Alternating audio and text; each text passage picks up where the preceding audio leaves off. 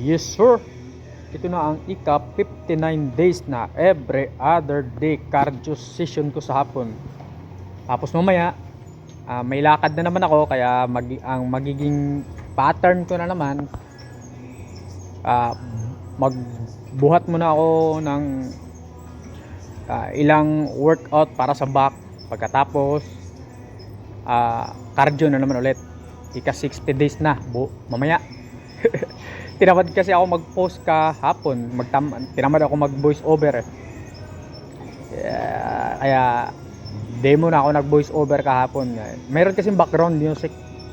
Yun naman kasi talaga mahirap sa hapon kasi maraming mga nagbubuhat. Maraming gustong-gusto yung magpa-music habang nagbubuhat. Baliktad naman ako pagka ako gusto ko magbuhat yung tahimik. Tapos para pag may magpagkwentuhan sa'yo, may magtatanong sa'yo, o mayroon kang ano ba yan tawag nun? Kakumustahan, magkarinigan kayo.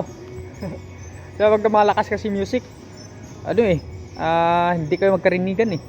Para kayong mga bingi, magsisigawan kayo. Tapos pag mahaba-haba yung kwentuhan, masakit sa lalamunan pagka kwentuhan tapos sobrang lakas yung usapan nyo.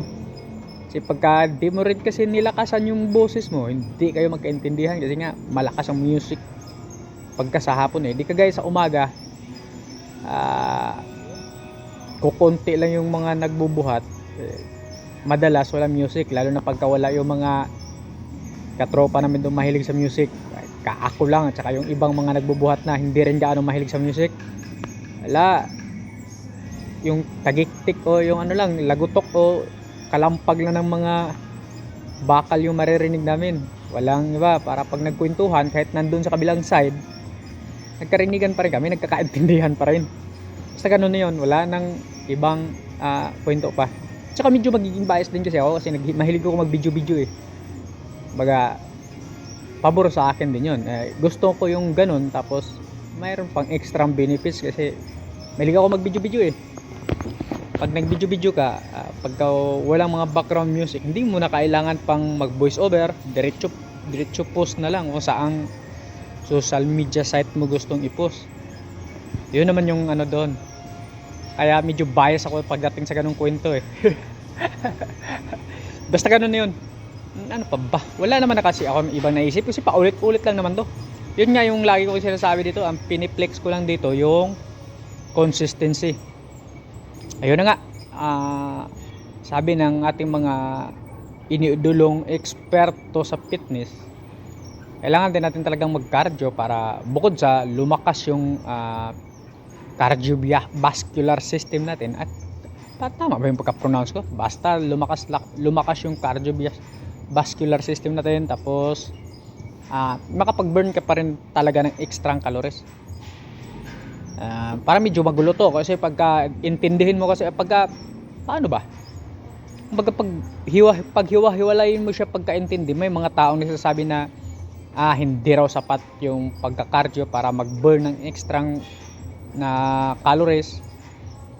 Kailangan daw talaga muscle kasi ang muscle daw kahit naka-relax ka, 60% ng calories mo bino-burn ng katawan mo habang ikay ay nagre-relax laang o kung ano ba yung mga regular mong ginagawa sa bahay, yung paikot-ikot ka na kasi ang muscle daw nangangailangan ng energy eh.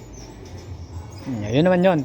Pero yun na nga, ang pinakamagandang explanation nun, maganda sa pagbo-burn ng calories, sapat na muscle saka sabayan mo ng cardio. Lalo na pagka nasa cutting ka na, ay kahit nga bulking, ganun pa rin.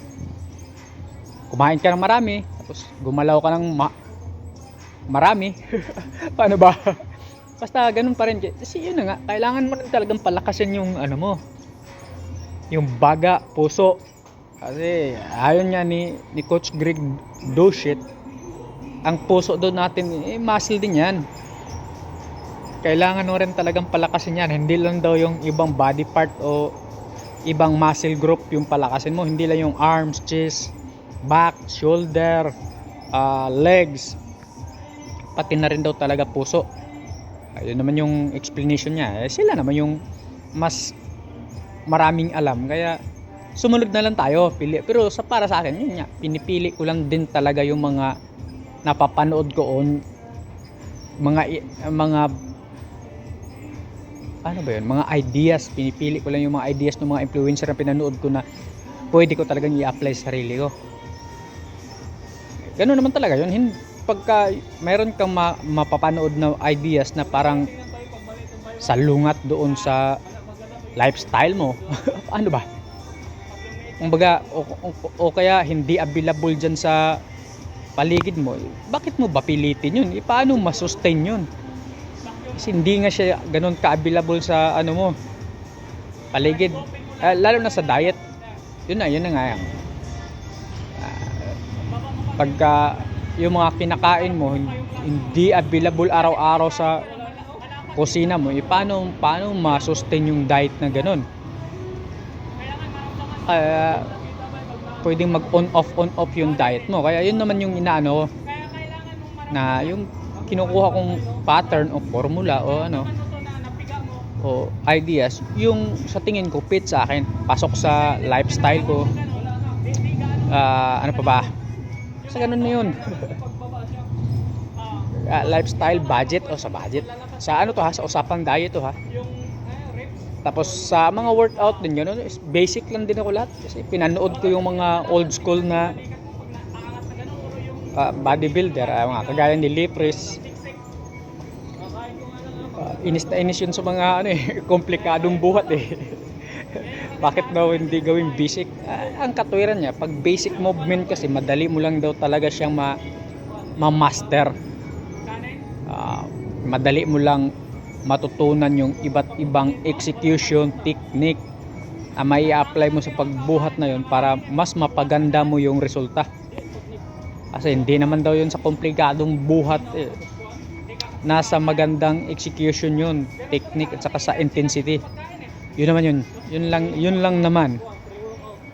Pagka anuhin mo kasi yung buhat mo, bago-baguhin mo, di aralin mo na naman ang aralin yun. Tapos pag mayroon ka na naman makikita ang ibang buhat, aaralin mo naman, hindi mo pa nga napiperfect yung una mong ginagayang buhat or ginagawang pagbubuhat. Yun naman yung malaking problema daw doon. Para ano kasi yan, pagdating na kasi doon sa mga komplikadong buhat, ano na kasi yun, marketing strategy na rin yun sa mga coach, trainer, o yung mga nagbibenta ng training program. Kasi yun na nga yung pagkakaintindi ko, kahit anong workout yung gawin mo, manual, machine, improvise, basta maganda yung execution technique at saka intensity, magbe-build pa rin yung muscle na pinapatamaan mo doon o yung wino-workout mo muscle. Kasi kahit anong klaseng workout yung gawin mo, machine, manual or improvise, pagka yung muscle na yun yung pinapatamaan mo, yun pa rin yung matatamaan Ang gulo ba? Basta ganun, yun yung paniniwala ko. Kaya nga wala nga akong parang 5 weeks, 8 weeks na ganitong workout tapos magpalit na naman ng workout. Walang ganun. Pagkadating ko ron sa gym, kung ano yung available na equipment, machine, yun yung gagawin kong workout o gagamitin kong pang workout. Kunyari legs day ako, leg day. Ang pag-alis ko ng bahay, ang pinakauna ko talagang plano, squat.